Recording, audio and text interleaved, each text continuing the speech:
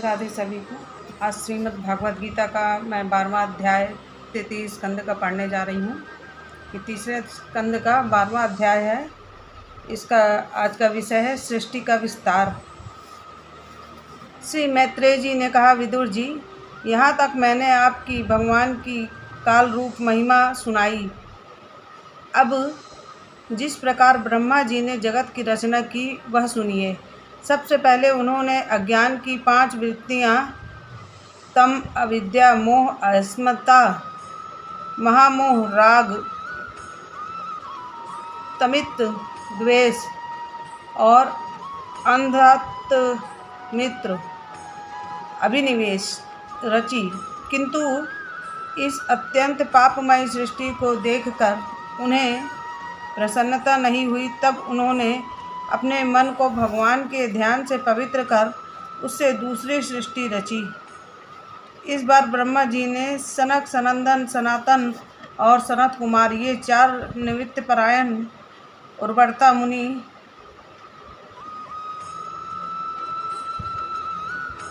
उत्पन्न किए। अपने इस पुत्रों से ब्रह्मा जी ने कहा, पुत्रों, तुम लोग सृष्टि उत्पन्न करो। किंतु वे जन्म से ही मोक्ष मार्ग, निवृत्त मार्ग का अनुसरण करने वाले और भगवान के ध्यान में तत्पर थे, इसलिए उन्होंने ऐसा करना नहीं चाहा। जब ब्रह्मा जी ने देखा कि मेरी आज्ञा ना मानकर ये मेरे पुत्र मेरा तिरस्कार कर रहे हैं, तब उन्हें असह्य क्रोध हुआ। उन्होंने उसे रोकने का प्रयत्न किया, किंतु बुद्धि द्वारा उनके बहुत रोकने पर भी वह क्रोध तत्काल प्रजापति की भौहों के बीच में से एक नील लोहित बालक के रूप में प्रकट हो गया। वे देवताओं के पूर्वज भगवान भव रुद्र रो रो कर कहने लगे, जगत पिता विधाता, मेरे नाम और रहने के स्थान बतलाइए। तब कमल योनि भगवान ब्रह्मा ने उस बालक की प्रार्थना पूर्ण करने के लिए मधुर वाणी से कहा, रो मत, मैं अभी तुम्हारी इच्छा पूरी करता हूँ। देवश्रेष्ठ, तुम जन्म लेते ही बालक के समान फूट फूट कर रोने लगे, इसलिए प्रजा तुम्हें रुद्र नाम से पुकारेगी। तुम्हारे रहने के लिए मैंने पहले से ही हृदय, इंद्रिय, प्राण, आकाश, वायु, अग्नि, जल, पृथ्वी, सूर्य, चंद्रमा और तप ये स्थान रच दिए हैं। तुम्हारे नाम मन्यु, मनु, महिनस, महान, शिव, ऋतध्वज, उत्प्रेरता, भव, काल, वामदेव और घृतव्रत होंगे तथा घी, वृत्ति, उष्णा, उमा, नियुत, सर्पी, इला, अंबिका, इरायती, सुधा और दीक्षा ये 11 रुद्रनियाँ तुम्हारी पत्नी होंगी। तुम उपयुक्त नाम, स्थान और स्त्रियों को स्वीकार करो और इनके द्वारा बहुत सी प्रजा उत्पन्न करो, क्योंकि तुम प्रजापति हो। लोक पिता ब्रह्मा जी से ऐसी आज्ञा पाकर भगवान नील लोहित बल, आकार और स्वभाव में अपने ही जैसे प्रजा उत्पन्न करने लगे।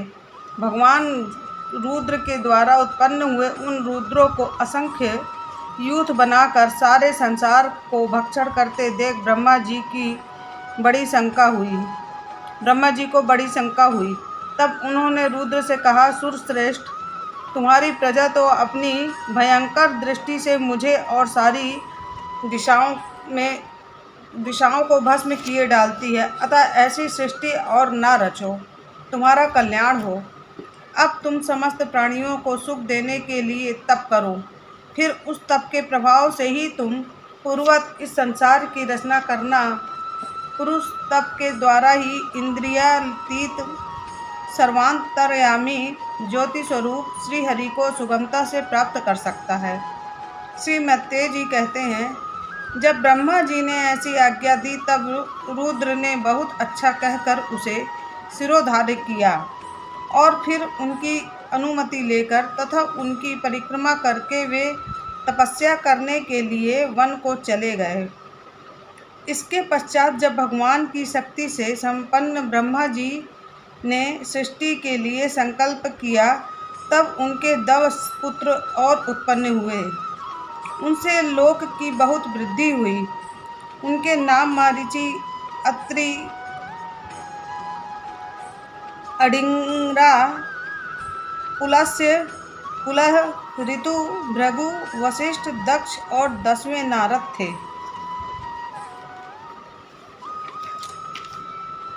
इनमें नारद जी प्रजापति ब्रह्मा जी को गोद से, दक्ष अंगूठे से, वशिष्ठ प्राण से, भृगु त्वचा से, ऋतु हाथ से, पुलह नाभि से, पुलस्त्य ऋषि कानों से और अडिंगरा मुख से, अत्रि नेत्रों से और मारीचि मन से उत्पन्न हुए। फिर उनके दाएं स्तन से धर्म उत्पन्न हुआ, जिसकी पत्नी मूर्ति से स्वयं नारायण अवतीर्ण हुए, तथा उनकी पीठ से अधर्म का जन्म हुआ और उससे संसार को भयभीत करने वाला मृत्यु उत्पन्न हुआ।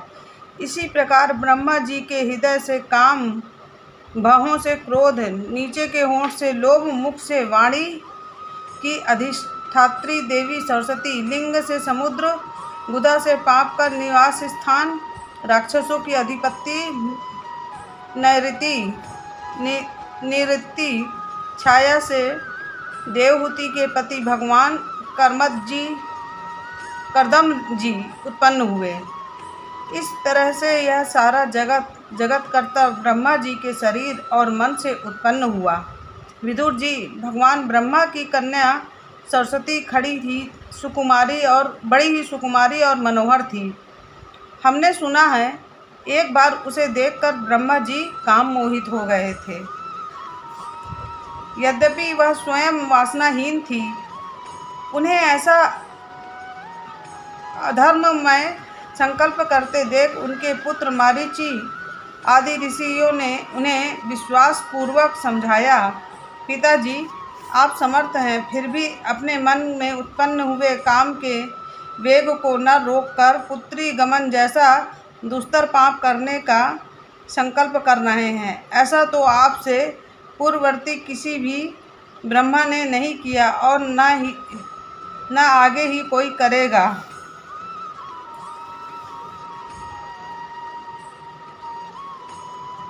जब दूरों आप जैसे तेजस्वी पुरुषों को भी ऐसा काम शोभा नहीं देता, क्योंकि आप लोगों के आचरणों का अनुसरण करने से ही तो संसार का कल्याण होता है। जिन भगवान ने अपने स्वरूप में स्थित इस जगत को अपने ही तेज से प्रकट किया है, उन्हें नमस्कार है। इस समय वे ही धर्म की रक्षा कर सकते हैं। अपने पुत्र मारीच आदि प्रजापतियों को अपने सामने इस प्रकार कहते देख प्रजापतियों के पति ब्रह्मा जी बड़े लज्जित हुए और उन्होंने उस शरीर को उसी समय छोड़ दिया। तब उस घोर शरीर को दिशाओं ने ले लिया। वही कुहरा हुआ जिसे अंधकार भी कहते हैं। एक बार ब्रह्मा जी यह सोच रहे थे कि मैं पहले की तरह सुव्यवस्थित रूप से सब लोकों की रचना किस प्रकार करूं। इसी समय उनके 4 मुखों से 4 वेद प्रकट हुए। इनके सिवा उपवेद, न्याय शास्त्र, होता, उद्धाता, अध्वर्यु और ब्रह्मा, इन 4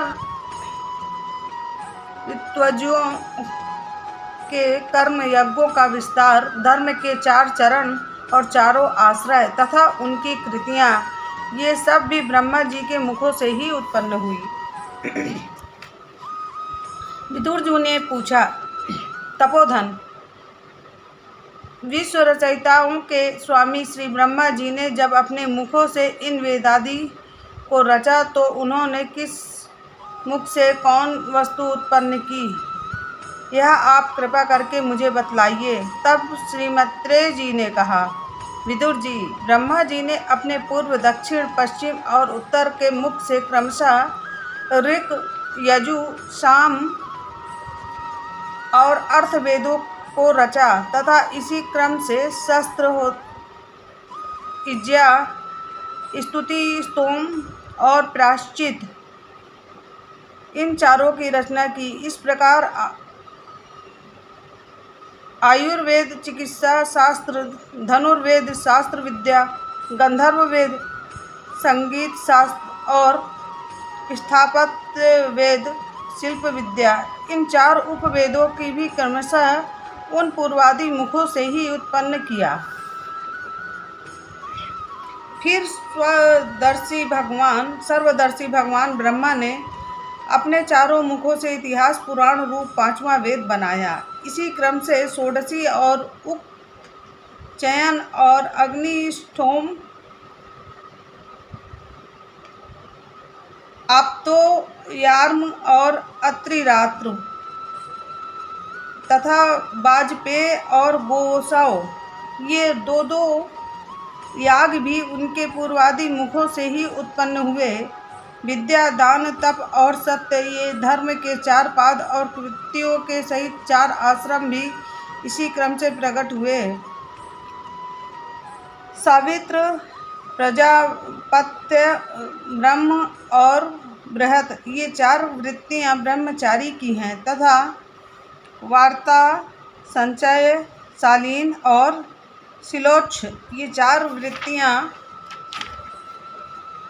गृहस्थ की है। इसी प्रकार वृत्त भेद से वैखांस, वालखिल्य, औदुरोंबर और फेनप, ये 4 भेद वानप्रस्थों के तथा कुटीचक्र, बहुदक हंस और निष्क्रिय परमहंस, ये 4 भेद सन्यासियों के हैं। इसी क्रम से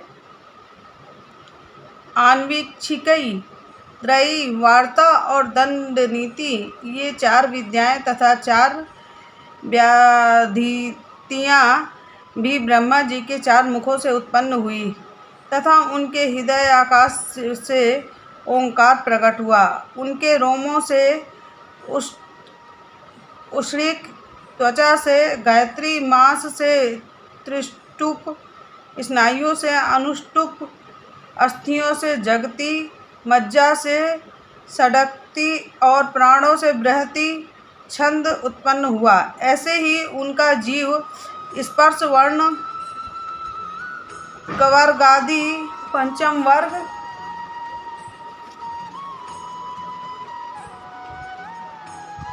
और देह स्वर्ण आकारादि कहलाया। उनकी इंद्रियां भी ऊष्म वर्ण और बल को अंतस्य कहते हैं तथा उनकी क्रीड़ा से निष्काम, निषाद, ऋषभ, गंधार, षडज, मध्य, धैवत और पंचम, ये 7 स्वर हुए। हे तात, ब्रह्मा जी शब्द ब्रह्म स्वरूप हैं।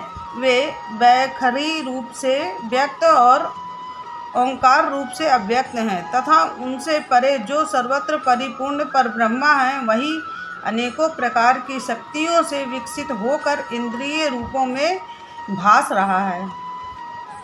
विदुर जी, ब्रह्मा जी ने पहला कामशक्त शरीर जिससे कुहरा बना था छोड़ने के बाद दूसरा शरीर धारण करके विश्व विस्तार का विचार किया।